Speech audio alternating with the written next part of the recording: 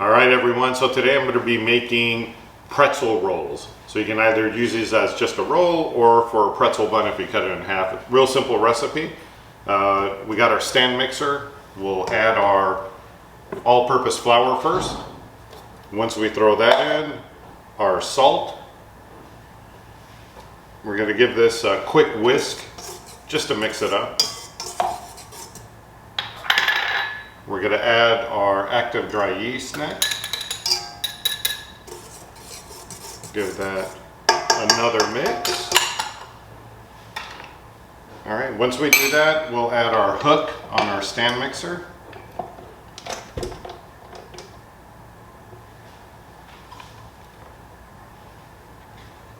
We'll add our softened butter next. All right, and then once we do that, we'll go ahead and lock it and start it out on low. And so while that's on low, we have our water that we want to make sure is about 110, 120 degrees. And while that's mixing, we're going to slowly add that.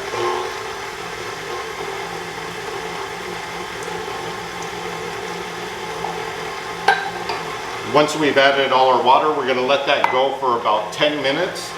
And we're going to be looking for it to pull everything off the side so that it's a nice clear dough. And I'll let you take a look at it in a couple of minutes. Okay, so I've let it go for about 10 minutes. The dough pulled everything off the sides. I just laid a little bit of flour down on the board, pulled out my dough, and now what we're going to do is I'm going to go ahead and measure out 2-ounce dough balls.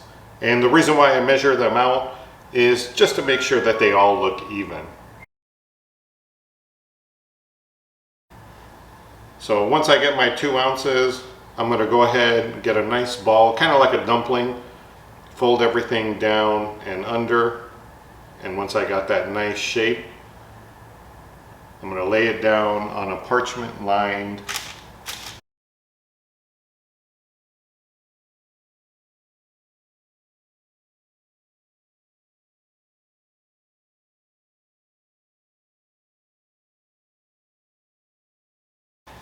So now that I've got them all spaced out and I've got them all set, I'm going to go ahead and cover these and let them rise for about an hour and 15 minutes. So I've let everything rise for a little over an hour. Everything looks good. And also what I've done is I've got a boiling pot of water. So I got my water boiling here. And once I brought it to a boil, I have my baking soda ready. And so what I'm going to do is add just a little bit at a time because I don't want it to bubble over.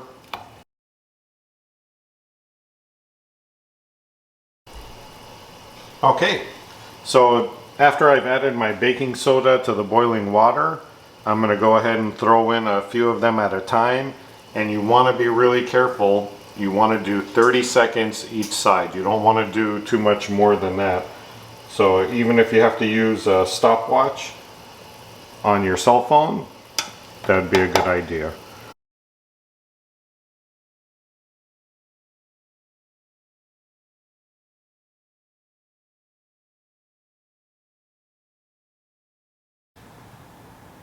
So once we have them out of the water, again 30 seconds each side, I got them on the parchment paper.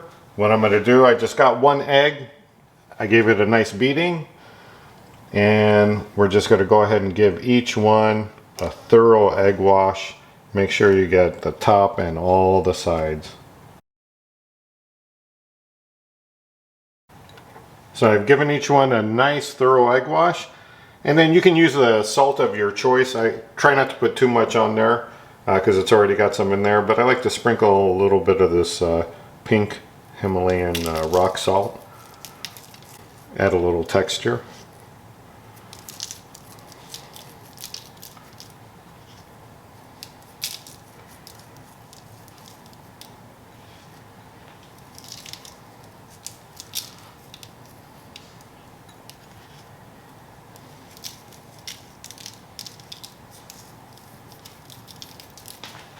And last but not least, before we put it in the oven, I'm going to go ahead and score them, just an X across each one, not too deep, just to allow it to.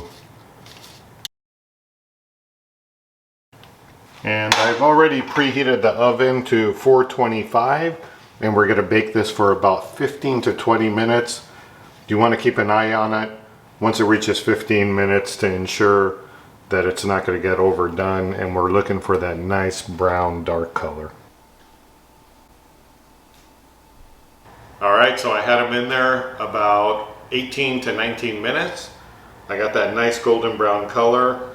I let them cool for a little bit, and I'm going to go ahead and give them a shot.